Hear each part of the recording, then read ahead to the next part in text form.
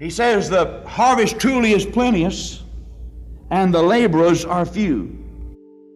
Pray ye therefore to the Lord of the harvest that He'll send forth laborers. Here's the service that's needed: laborers. He didn't say pray and ask God to get the job done. He can do it all by... No, He said pray the Lord of the harvest to send forth laborers. Men are needed. God needs men. He needs laborers in the vineyard.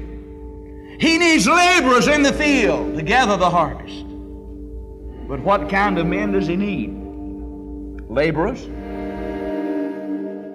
When you pass by a man on the street, do you ever think there is a soul that's going to spend eternity somewhere?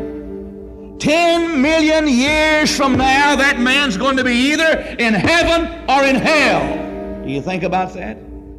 Or you just see him as another fellow who'll soon pass off the stage? Christ doesn't see like we see. He placed a value on them. He didn't see them as blades of grass or pebbles by the seashore or grains of sand on the beach, but He saw them as ripened wheat, ready to be harvested. And then when He pictured the multitudes as a plenteous harvest, there's also the thought of danger.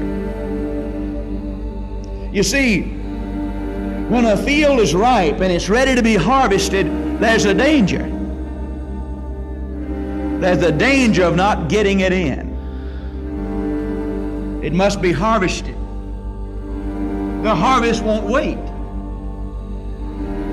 When a man's fields are ripe and it's ready to be harvested, immediately he goes out and begins to hire laborers and get as many people as he can. He can't wait. He must have a certain number of people because he's got a crop that must be gathered. Here is an immediate need as well as a danger. It must be taken care of now. He can't get a little bit in September, and a little more in October, and a little more in November, and a little more in December. The job must be done.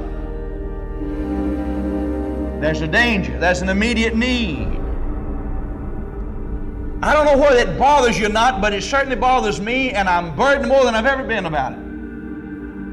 What a great potential we have in how many people there are here to be reached with the gospel. And when I look at how little we're doing, I wonder sometimes if God doesn't look down and say, why don't you speed up? Why don't you enlist more people? Why don't some others get busy in the field and gather in the grain that's already ripe? There's a danger. Once the grain falls, it's too late. When the man dies without Jesus Christ, it's too late. I wonder how much grain has already fallen. And that's gone. There's absolutely no way to go back and get it. Here's a danger. Once it's lost forever. When a man dies without Jesus Christ, he goes into hell. It's an irretrievable loss. There's no possibility of ever getting him out. You see, there's an immediate need. There's a danger implied. Men are going to hell, and we seem to be unconcerned about it. And when He likened the multitudes to a plenteous harvest, there's the thought here that the masses were accessible. I know it's argued nowadays that people won't listen to you. You can tell them, they'll turn a deaf ear. But I beg to differ with you. People will hear you. Man has a hunger in his heart for God. He's built that way. There's a void in his heart. There's an aching in his heart that only Jesus Christ can satisfy, and man is willing to listen. But the problem is not with the harvest, but with the laborers. Well, you said I went out and this fellow wouldn't get saved. Well, you quit, didn't you? You ought to have kept going. I found out that a lot of rebellious young folk listen. The truth is, you haven't been telling them anything. Oh, you may go down and say, well, you dirty bunch of morons, you ought to go get a haircut. Listen, why don't you lead him to Jesus, and Jesus lead him to the barber? They'll listen. The harvest truly is plenteous. The masses are accessible. But we let the liquor crowd have it. We let the cigarette crowd have it. We let the dope crowd have it. And we're afraid to spend any money to reach multitudes. Cost a lot. Well, wait a minute. Don't you think the souls are worth it?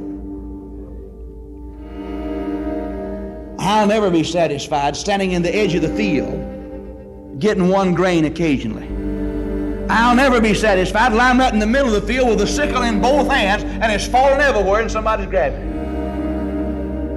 it. Maybe you will, but I can't.